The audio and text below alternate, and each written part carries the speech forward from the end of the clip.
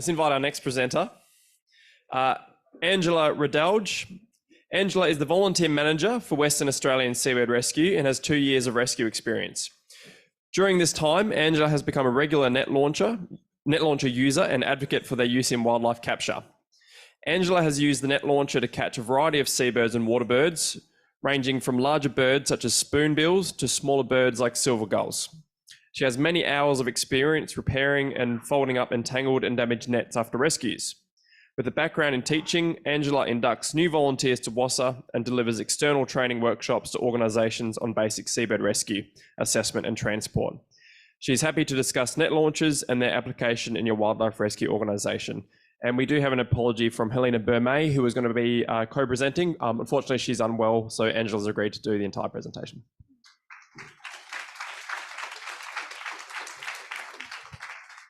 Okay, thank you very much for having me. So I'd just like to start by saying good morning and thank you to the Australian Wildlife Rehab Conference and sponsors for allowing us to come together to discuss wildlife medicine, rescue and rehabilitation. It's been really heartwarming to just see the positive impact that is being made on wildlife. I know personally this is my first time attending and there's so many big hearts and big brains in this room. So while my presentation may not be, the most forthcoming in medicine and it's a little bit more tactile and perhaps a little bit more cowboyish in how you catch the animals, I hope that I can pass some knowledge on to you through this presentation. So you'll notice I'd like to preface this presentation that in the program, there's been a / used, and I think it's important just to note that we choose to call the device net launchers at WA Seabird Rescue, which I'll refer to as WASA.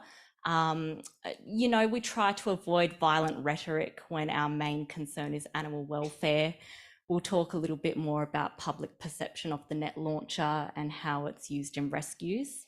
However, I have been known to tell a member of public, I'm just going to go shoot that bird. And then I have to backtrack and say, no, I'm vegan and I'm with a rescue and I'm going to shoot it with a net. So it's a tricky one.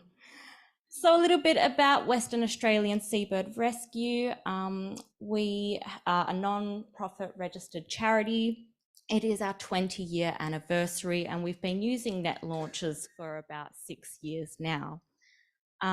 We have a hotline, so anyone can call a bird in WA that's injured, distressed or orphaned, and then we will send out a volunteer to go and catch that bird and transport it and get it the care that it needs. So yeah, the keyword rescue is part of what we do. It's part of our core business.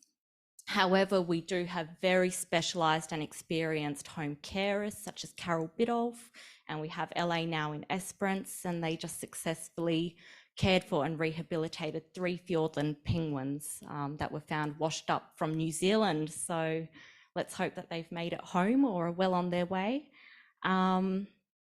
So yes, we cover a large geographic area in WA. We get calls from up north and really we have 4 main central hubs. So we have the Perth group, we've got a group in Mandurah, a group in Rockingham and a group in Albany as well. And we are expanding because the number of calls we're getting, there's definitely a demand to catch these birds. The general public are quite scared to handle them and rightly so.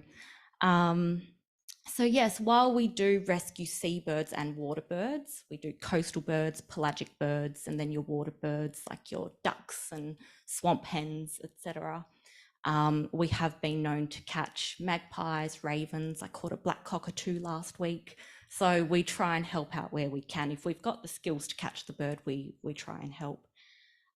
So yes, we do like to train up and equip our rescue volunteers to use a net launcher. However, there's a bit of a process you have to go through before we just hand one over to you.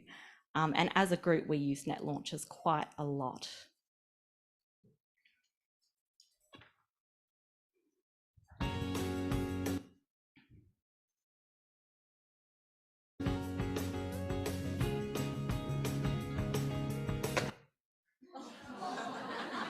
violent imagery.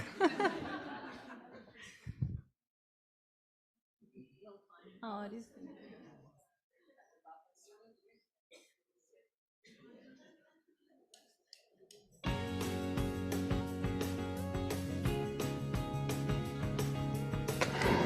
Yeah.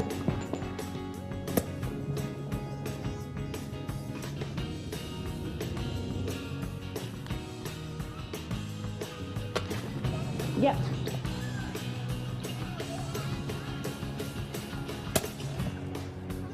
Yeah. Oh, baby. Go. Yeah, well done. Well done.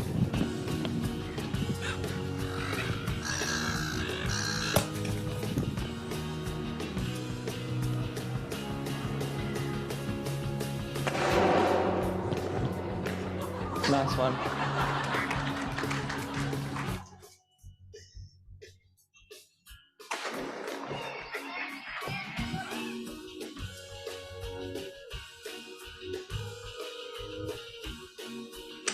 Over here. Get him over here. Yeah. Got him. Grab him. Good. Yeah. Here we go.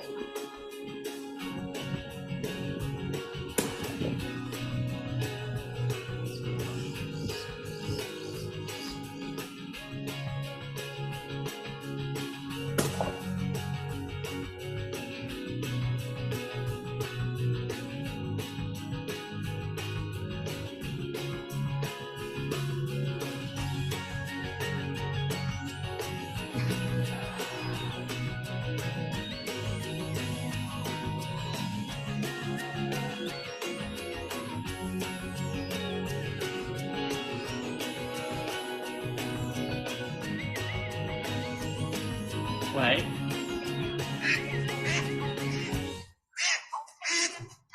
Well done. Good work.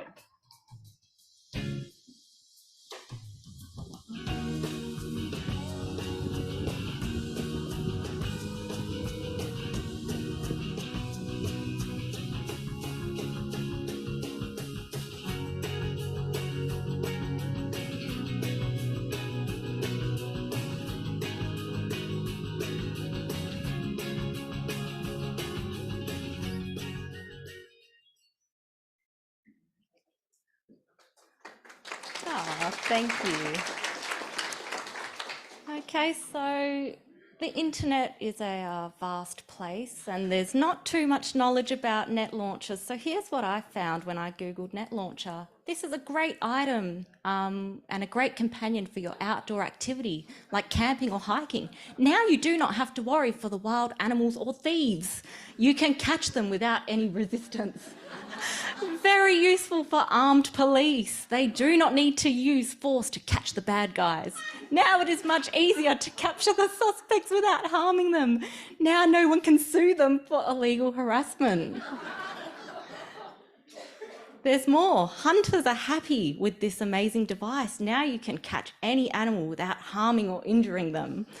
Now security guards can take a breath that they have air bottled recharged arrest nets with them. Now they can catch the thieves. As security guards do not have a gun, they always need to fight with a stick. 95% of thieves will run away as they are unable to catch the thieves with a stick only. But now they can catch every thieves with this air bottle recharged arrest net without harming them. So there are videos on the internet of people shooting a thief with this net launcher, and it's, yeah, I would say it works well on birds. I don't know personally if I would shoot a thief with a net launcher, but I do like the promise that you won't be sued. So they are very niche bits of equipment, and it might be a barrier to your wildlife rescue group in taking that leap of faith and purchasing a net launcher. I think it's really important that, you know, we share information and we don't gatekeep, and, you know, we work together as a community with a common goal to rescue sick and injured birds. So Yes, there are some limitations and some things to talk about in terms of net launchers. So we'll go through kind of the process of considering using a net launcher. So what exactly is a net launcher? They are quite expensive. They are CO2 powered guns that shoot a net onto the bird or the wildlife you're trying to catch. So when fired, the net is propelled by the kinetic energy deployed to each of the 4 corner weights attached to the net. So this is a diagram of the parts and components. If you order one, it will come in a very nice shiny box, and you'll get an assortment of net head sizes. So they range from a small mesh, 2.5 centimeters, and then you'll have larger sized nets with larger holes. So it really depends on the wildlife. You'll also find a personal preference. I like the 5 centimeter net, but it's funny that each person who uses the net launcher has their favorite size net that they like to use. So there's just some strange little manufacturing things to be aware of. Where the net head screws off, where it meets the switch piece, and it's quite frustrating, but it screws on counterclockwise. So they are fiddly and odd bits of equipment. So you want to make sure that you're well accustomed to how it operates, what the different pieces are. But when you come down to it, it's actually quite a basic setup. So once you've got the general idea, you'll become very comfortable at using it quickly on a rescue and assembling it and charging it as well. So this is a little magpie we caught. It was stuck in the Bunnings in Subiaco. There's a lot of calls there. So the corner weights are rubber padded to lessen the chance of potential injury, but they do have a bit of weight to them as well. So if you've got a group of seagulls or a group of ducks, you might just use a little bit of bait to distract the others, and then you shoot or you catch the one bird that you're after. We have been known to accidentally catch 2 birds in the one net. It just becomes a little bit more of a headache getting them out. So if you can single out your target bird, you'll have a better time. So they are propelled with a huge force, which can cause harm to bystanders. So if there's young children, you just want to make sure you're being safe. Net launchers work the best between 6 to 8 meters, but with strong winds, you need to be aware that the net can travel further. So yeah, there's a lot that goes into their use.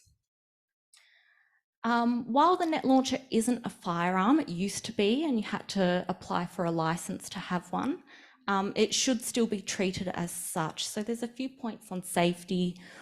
Don't point it at your partner or members of public. Only arm it when it's ready to fire. So you want to be in a good spot where you have your target bird lined up, and then you would prime the CO2 cylinder and be ready to shoot. Switch it to on just before firing. Make sure that your zone is clear. Transport the net launcher safely, and then make sure that you train with it and practice so there's not so much pressure to perform, especially in front of a public group. So this is really important. Using the net launcher, it's different to using a leg line, which is essentially a piece of fishing line in a slip knot. And if you miss the bird, you can have multiple attempts to catch it again. So using the net launcher, you might only have one go at catching the bird. And if you spook it and you lose it, you really risk your chance of catching that bird again. So there's a few considerations. I would definitely consider to think about, I've written a list. Yes, sorry, I've written a few points. I've kind of went rogue. So I'll go back to what I've written for this slide. So safety is important. So ideally, you would like 2 people to be in attendance when you're catching a bird using a net launcher. If you don't have a trained partner, you can sometimes get a member of public to help out. You would just explain to them the risk and their role and what they're required to do. I wouldn't let the member of public shoot the net launcher. You would probably do that and they would run in and secure the bird. Discussing roles is important, especially if you're shooting into water. So how deep is that water? Is someone going to be wearing wading pants? Are they going to dive in? Are they going to have a long-handled net to fish the bird out? And that's our recommendation. Always have a towel or a hand net ready. Yes, you may miss the bird and it's okay, but you need to develop your confidence and your competence when using this bit of equipment. So making sure that you're sharing the net launcher. If you're working in an organisation or a group, make sure that everyone becomes competent and confident using the piece of equipment. So generally one person shoots the bird and the other person will secure it. And just some considerations, you should be thinking of the species of bird. You should be thinking of the location, the public audience and their perception of what you're doing, equipment on hand, the weather conditions, and the urgency of catching the bird. So if it is, time critical and it's an urgent catch, you might just have to take your shot because you might not get another go. Okay, so at Seabird Rescue, we do deal with seabirds that are known to strike at the face. So you've got your darters, your cormorants, ibis, egrets and herons, and your gannets. I personally would never net launch a gannet just because of their wingspan and their size. But these other species, the net launcher may be a good option if you can't, try another method of capture. So species well suited to net launchers, we recommend using it on smaller sized birds to medium sized birds. So from the size of a magpie lark, maybe to an ibis or a swamp hen, you wouldn't really want to go for any bird that's too much bigger. There is the risk that a bird with a large wingspan will fly away with your net. So for this, we've kind of tried to prevent this from happening. So with all of the net heads that arrive in the case, we drill a little 2mm hole, and with about 10 metres to 12 metres of line, we actually attach and tie a little knot so the net never leaves the net launcher. So yeah, there's a few little things that we've learnt along the way and that we would definitely recommend. Who knows what wildlife you'll be using it on, or people, they can run with your net, your very expensive net. So we catch many beak-entangled darters. This species suffers relentlessly. The more you pay attention to them, the more you notice it, and they starve to death. So they've got fine serrations on their beak. It helps them to catch fish, but baby wipes, man-made fibres, it really enmeshes their beak shut. So we found that we usually have a window of 3 weeks to catch the bird before it disappears and starves to death. So here are just some images.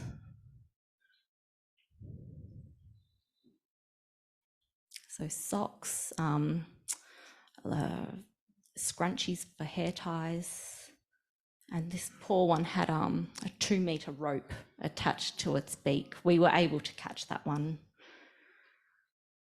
And there's some more, and more rope. That's a different darter. So some considerations. We use it as a last resort. Are you able to use another capture method before going for the net launcher? Is it too busy and is there a high risk to the public? Is the shot obstructed? So depending on the size of your net, if there are shrubby bushes or sticks and rocks, your net might get snagged before it even gets onto the bird. So making sure you've got a clear path is important. Have you got the right equipment on hand for post capture? It can be quite, it's very fast moving when you're using the net launcher. So you want to make sure that you've thought of what happens once I've caught the bird. 5, how likely is capture and will you risk future attempts if you miss? So if it's very strong winds, the conditions are poor, the bird's not quite in the right spot, you might just choose to try again another day. Birds are creatures of habit. Once you know their favourite roosting spots and where they are, you can generally predict where they'll be. And yeah, of course, the wind and what direction it's blowing. So we have some words of wisdom from our net launcher users in the group. These are little things that you won't find on a manual or you won't find on the internet. So it's kind of what we've learnt through trial and error and through practice. So you must make sure you note the time. Time goes very quickly on a rescue. So generally we say that you should fire the net launcher between 5 to 10 minutes of priming and cracking that CO2 cylinder. It can cause damage to the net launcher if you leave it for longer. There are parts that will expand and break. So you want to make sure you stick to that 10-minute time. If you find that you've pierced the CO2 cylinder, but you haven't been able to take your shot, you can either fire the net launcher or you can disarm it by slowly releasing that pressure. Don't forget to retrieve the net head on the cover of the net. So there's this circular, almost like little cardboard cover, and it will shoot off as the net projects out. And you can make another one, but it just becomes pollution. So if you can reuse, try and just take a moment to look for it in the water, retrieve it, and then you can just keep reusing it. Don't throw the net launcher into the sand. When I started, I would just yeet that net launcher into the sand, and it is an absolute nightmare to clean. So you just be mindful you're going to hold it while you run to retrieve the bird or place it down somewhere safely. Some people have a little tote bag. Maybe your conference canvas bag you've received would be a nice bag for your net launcher. Make sure that all parts of the net launcher are finger tight and that all parts are sitting correctly. So there's a little flap that needs to sit flush. If you haven't done that correctly, then it won't shoot. And let members of public know that there will be a loud bang. You might be surprised yourself the first time you shoot the net launcher. I was shaking and a bit of adrenaline. It's like shooting a gun or something. It's quite intense. And members of public can get quite distressed or upset. So just if it's a very public place, we're always at Hillary's Boat Harbour, a big audience. So we just let them know, please, we're not hurting the bird. There is going to be a loud bang, but it's all going to be okay.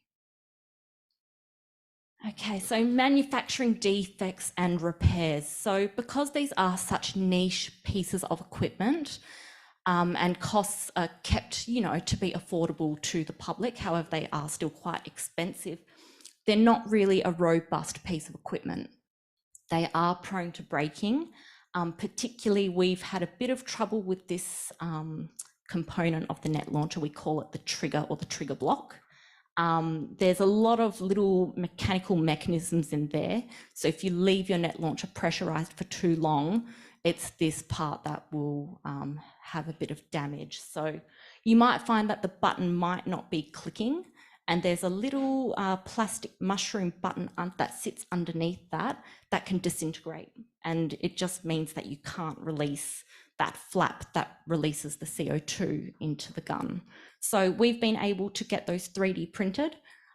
Opening this component is a nightmare. You have to have a blowtorch and vice grips, and it's very difficult. It can be done. So we've become quite good at opening this part up and making those minor repairs. However, if you can just look after your equipment, obviously that's the best option, and not leaving your gun pressurized for too long. So the metal flap can distort. It's this little L-shaped flap in the bottom left corner.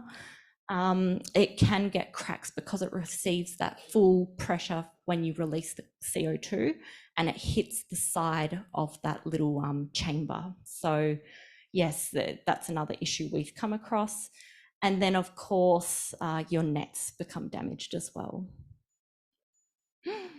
Okay, this is the nightmarish part. So sticks, twigs, you will become very good at repairing the nets. It's important to make some strategic cuts to your net. When we first started using net launchers, unfortunately, we lost a data. We took too long to get the bird out of the net, far too stressful for the bird. So what we found, if the net has become an absolute mess, just make some strategic cuts to the net with some scissors, and you can almost squeeze the bird out of a little hole that you've created. And then later on, you can go and repair your net. Here's a...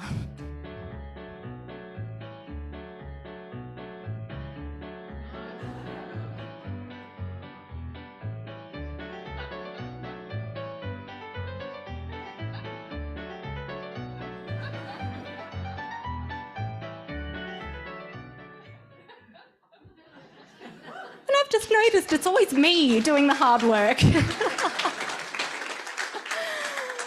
So fundraising and grant opportunities, while net launches are somewhat expensive, city councils, they're quite happy to fund a net launcher. Often you have to have a project or a tangible item that you're seeking, and they're just so cool. And people like to see the impact that you've had, and you can say how many birds you've caught using your device. So yeah, I would definitely recommend seeking some kind of funding if you can get one for your group. So yeah, see if there's a grant that you can apply for. These are our contact details, so you can email info@wazza if you have any questions, and we will get back to you, and we would appreciate your support. Thank you very much.